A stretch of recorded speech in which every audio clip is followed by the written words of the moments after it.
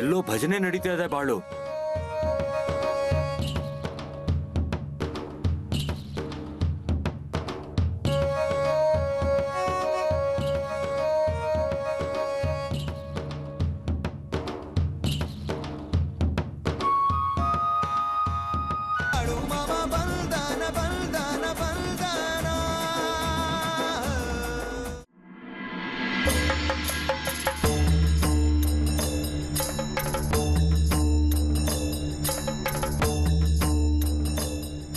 ಗುರುದೇವ, ಇದೇ ನೋಡಿ ಆ ವಾಡೆ. ಈಗ ಸ್ವಲ್ಪ ಹಳೇದಾಗಿದೆ, ಮತ್ತೆ ಬಾಗಿಲು ಮುಚ್ಚಿದೆ. ಅಂದ್ರೆ ಮನೆಯಲ್ಲಿ ಯಾರೂ ಇರ್ಲಿಕ್ಕಿಲ್ಲ.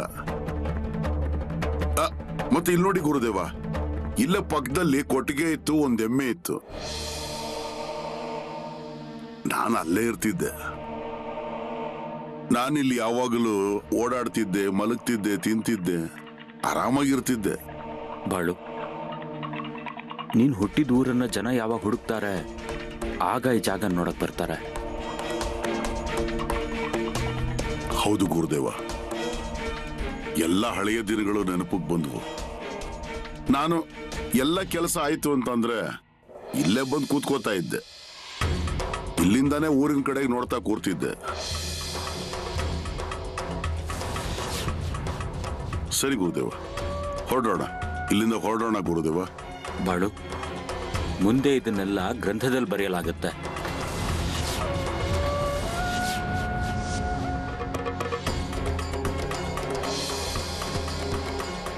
ಅರೇ, ಏನ್ರಪ್ಪ ಕೆಲಸ ಎಲ್ಲ ಮುಗಿತೋ ಇಲ್ವೋ? ಆಯ್ತು ಮಾಮ, ಆಯ್ತು ಆಯ್ತು.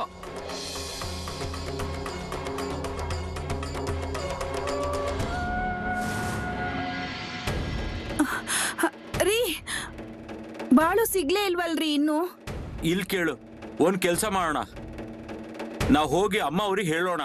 ಸರಿ, ನಡಿ. ಗುರುದೇವ, ಕೈಲಾಸಕ್ಕೆ ಹೋಗಿ ತುಂಬಾ ದಿನಗಳಾದ್ವು.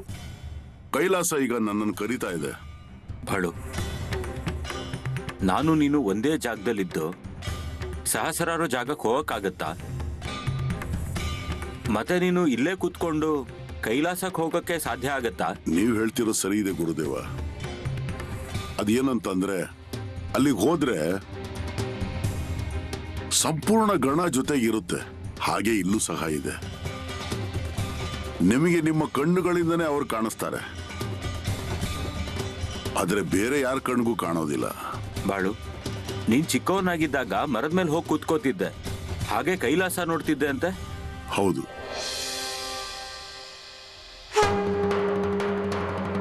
ಒಂದು ಸಲ ಅದೇನಾಯ್ತು ಅಂತಂದ್ರೆ,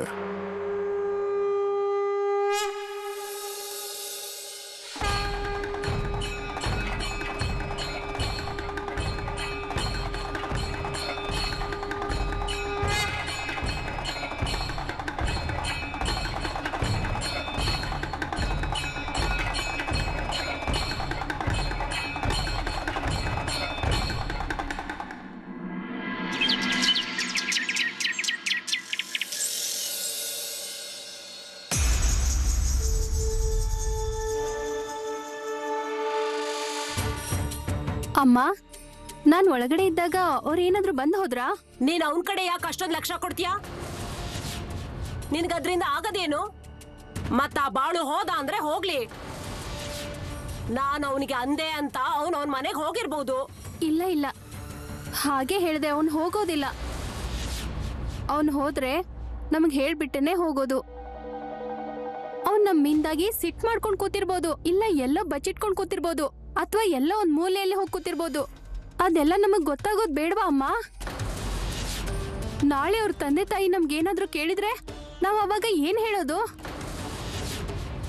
ಅವ್ನ್ ಏನಾದ್ರೂ ಊರ್ ಬಿಟ್ಟೆ ಹೋಗಿದ್ರೆ ನಮ್ಗೆ ಹೇಗ್ ಗೊತ್ತಾಗ್ಬೇಕು? ಇಲ್ ನೋಡೋ, ನೀನು ಸುಮ್ನೆ ನನ್ನನ್ನ ಹೆದರಿಸ್ಬೇಡ. ಬಾಳು ಎಂತವನು ಅನ್ನೋ ಮಾಹಿತಿ ಅವ್ರ ಅಪ್ಪ ಅಮ್ಮನಿಗಿದೆ. ಊರಿನ ಜನರೆಲ್ಲ ಅವನನ್ನ ಸುಮ್ನೆ ಹುಚ್ಚ ಅಂತ ಹೇಳಲ್ಲ. ಅಮ್ಮ, ಅವ್ನ್ ತುಂಬಾ ಅಂತ. ಏ, ಅವನನ್ನ ಹೊಗಳದ್ ಸ್ವಲ್ಪ ಕಡಿಮೆ ಮಾಡು.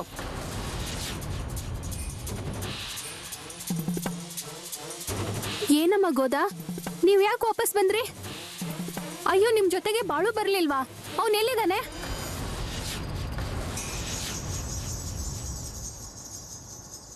ಅಮ್ಮೋರೆ, ಬಾಳು ಸಿಗ್ಲಿಲ್ಲ.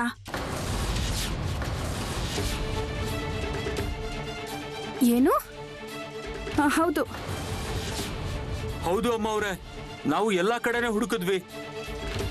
ದೇವಸ್ಥಾನದಲ್ಲಿ, ಗೋಮಾಳ, ಎಲ್ಲೂ ಸಿಕ್ತಿಲ್ಲ ನೋಡಿ. ಅಯ್ಯೋ ದೇವ್ರೆ, ಅವನ್ ಎಲ್ಲಿ? ಈಗ ಅವನ ಎಲ್ಲಿ ಅಂತ ಹುಡ್ಕೋದು? ಅಮ್ಮ ಅವ್ರೆ, ನಾವು ಆ ತಾತ್ಯ ನಾನ ಎಲ್ರನ್ನೂ ಕೇಳಾಯ್ತು, ಅವ್ರು ಯಾರಿಗೂ ಗೊತ್ತಿಲ್ಲ. ಇದೆಲ್ಲ ಅವನ್ ಮನೆಯವ್ರಿಗೆ ಗೊತ್ತಾಗಿಲ್ಲ ಅಂತಂದ್ರೆ ಸಾಕು, ನಂಗೂ ಏನು ಗೊತ್ತಾಗ್ತಿಲ್ಲ ನೋಡಿ. ಅಮ್ಮೋರೆ, ಬಾಳು ಏನು ತಿಂದಿಲ್ಲ ಅಂತ ನೀವು ಏನು ತಿಂದಿಲ್ಲ ಅಲ್ವಾ? ಹಾಗೆ ಮಾಡಬೇಡಿ. ನೀವು ಉಪವಾಸ ಇದ್ದೀರಾ ನೀವು? ಒಂದೆರಡು ತುತ್ತು ತಿನ್ನಿ. ಇಲ್ಲ ಇಲ್ಲ, ಬಾಳು ನಮ್ಮ ಮೇಲೆ ಕೋಪ ಮಾಡ್ಕೊಂಡು ಹೋಗಿದ್ದಾನೆ. ಪೂರ್ತಿ ದಿನ ಇಲ್ಲೆಲ್ಲ ಕೆಲಸ ಮಾಡಿ ಇಲ್ಲಿಂದ ಹೊರಟು ಹೋಗಿದ್ದಾನೆ. ನಾವು ಅವನ ಮೇಲೆ ಆರೋಪ ಮಾಡಿದೀವಿ ಅಂತ ಬೇಜಾರು ಮಾಡ್ಕೊಂಡು ಹೋಗಿದ್ದಾನೆ. ನಂಗೆ ಯಾಕೋ ತುಂಬಾನೇ ಬೇಜಾರಾಗ್ತಿದೆ. ನಾನು ಮೊದಲು ದೇವ್ರ ಹತ್ರ ಹೋಗಿ ಬೇಡ್ಕೋತೀನಿ, ಮತ್ತೆ ಪ್ರಾರ್ಥನೆ ಮಾಡ್ತೀನಿ, ಬಾಳುನ ಬೇಗ ಕಳಿಸಿಕೊಡು ಅಂತ. ಆದ್ರೆ ನಾನ್ ಕೇಳ್ತಿದ್ದೀನಿ, ನೀನ್ ಅವನ್ ಸಲುವಾಗಿ ಯಾಕೆ ಉಪವಾಸ ಇರ್ತೀಯ ಅಂತ. ಅಮ್ಮ, ಬಾಳು ಇನ್ನು ತುಂಬಾ ಚಿಕ್ಕ ಹುಡುಗ, ಅವನಿಗೆ ಹೇಗೆ ಅನಿಸ್ತಿರ್ಬೋದು? ಇಲ್ಲಿ ನಾನ್ ಏನ್ ಹೇಳಿದ್ರು ಅವನಿಗೇನು ಅದರಿಂದ ಆಗೋದಿಲ್ಲ. ನನಗ್ ಗೊತ್ತಿದೆಲ್ಲ. ಅಮ್ಮ ಅವ್ರೆ, ನಾನು ಹೊರಗಡೆ ನಿಂತ್ಕೋತೀನಿ.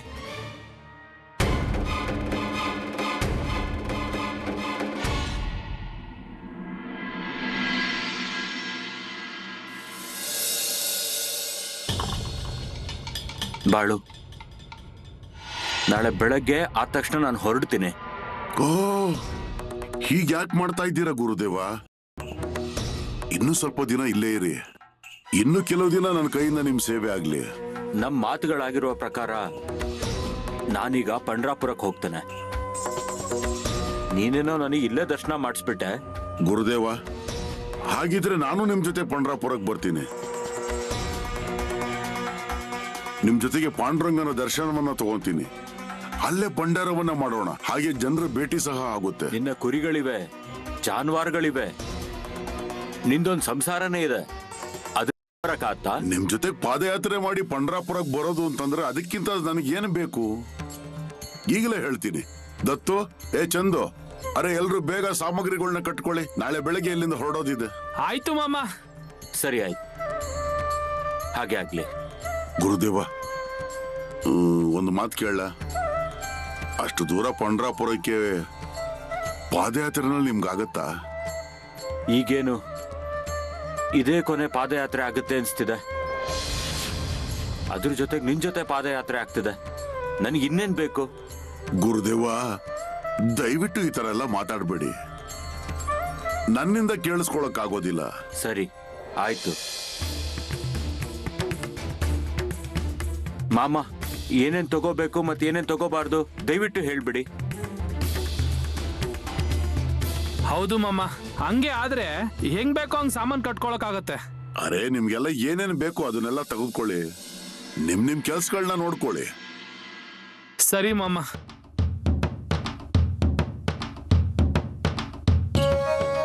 ಎಲ್ಲೋ ಭಜನೆ ನಡೀತಾ ಇದೆ ಬಾಳು.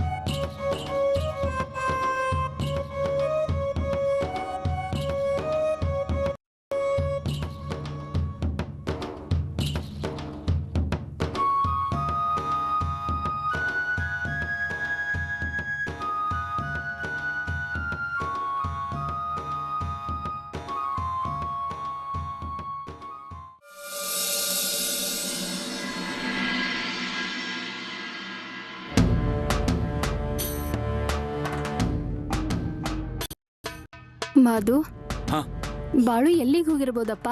ರಾತ್ರಿ ಆದ್ರೂ ಇನ್ನೂ ವಾಪಸ್ ಬಂದಿಲ್ಲ. ಅಮ್ಮ ಅವ್ರ ಅವನ್ನ ಎಲ್ಲ ಕಡೆ ಹುಡುಕಾಗಿದೆ, ಅವನು ಎಲ್ಲೂ ಸಿಗ್ತಾ ಇಲ್ಲ. ಈಗ ಮತ್ತೆ ಅವನ್ನ ಇನ್ನೂ ಎಲ್ಲೆಲ್ಲಿ ಅಂತ ಹುಡುಕ್ಬೇಕು. ರಾತ್ರಿ ಆದ್ಮೇಲೆ ಅವ್ನ ಮನೆಗೆ ವಾಪಸ್ ಬರ್ಬೇಕು. ಇಲ್ಲ ಅಂದ್ರೆ ಅವ್ರ ಮನೆಗೆ ನಾವು ಈ ವಿಷಯನ ತಿಳಿಸ್ಬೇಕು.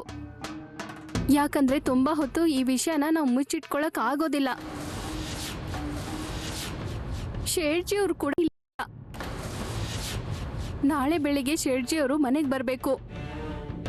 ಅಂದ್ರೆ ಅವ್ರು ಬಂದ್ಮೇಲೆ ಇವನ್ ಬಗ್ಗೆ ಅವ್ರ ಜೊತೆಗೆ ಚೆನ್ನಾಗಿ ಮಾತಾಡ್ಬೋದು. ಅಮ್ಮೋರೆ, ನಮ್ಗೀಗೇನು ಮಾಡೋಕ್ ಆಗ್ತಿಲ್ಲ ನೋಡಿ. ಈಗ ಬೆಳಗ್ಗೆ ಆದ್ಮೇಲೆ ಏನಾದ್ರೂ ಮಾಡ್ಬೋದು ನೋಡಿ.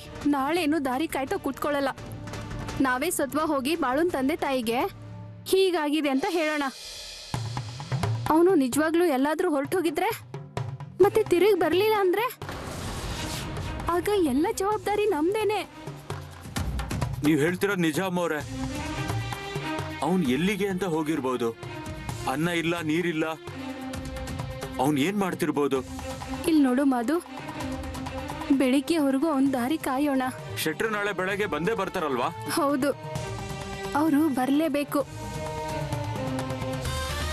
ಅವ್ರು ಯಾವ ಕೆಲಸ ಸಲುವಾಗಿ ಹೋಗಿದ್ರೋ ಆ ಕೆಲಸ ಆಗಿರ್ಬೋದು.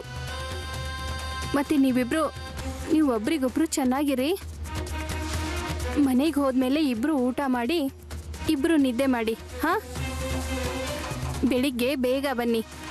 ಬಾಳು ಇಲ್ಲಿಂದ ಹೊರಟೋಗಿದ್ದಾನೆ, ಅದಕ್ಕೆ ನಮಗೂ ಸಹ ಅನ್ನ ನೀರು ಸೇರ್ತಿಲ್ಲ. ನಮ್ ಎಲ್ಲರಿಗೂ ಹಾಗೆ ಅನಿಸ್ತಿದೆ. ಬಾಳು ಹೇಗಿದ್ದಾನೆ ಅಂತ ನಮ್ಮೆಲ್ರಿಗೂ ಗೊತ್ತಿದೆ. ಅವನು ಎಷ್ಟು ಒಳ್ಳೆ ಹುಡುಗ ಇದ್ದಾನೆ ಅಂತ ನಾವೆಲ್ರಿಗೂ ಹೇಗೆ ತಿಳಿಸಿ ಹೇಳಕ್ಕಾಗುತ್ತೆ? ಸರಿ, ನೀವಿಬ್ರು ಇನ್ನೂ ಹೋಗಿ ಬನ್ನಿ. ಅಮ್ಮವ್ರೆ, ವಾಡೆ ಬಾಗಲ್ನ ಭದ್ರವಾಗಿ ಹಾಕೊಳ್ಳಿ. ಇವತ್ತು ಬಾಳೂನು ಇಲ್ಲ, ಹಾಗೆ ನಾವು ಇರೋಲ್ಲ. ರಾತ್ರಿ ಯಾರಾದ್ರೂ ಬಾಗಲ್ ತಟ್ಟಿದ್ರೆ ತೆಗಿಯಕ್ ಹೋಗ್ಬೇಡಿ. ಸರಿ.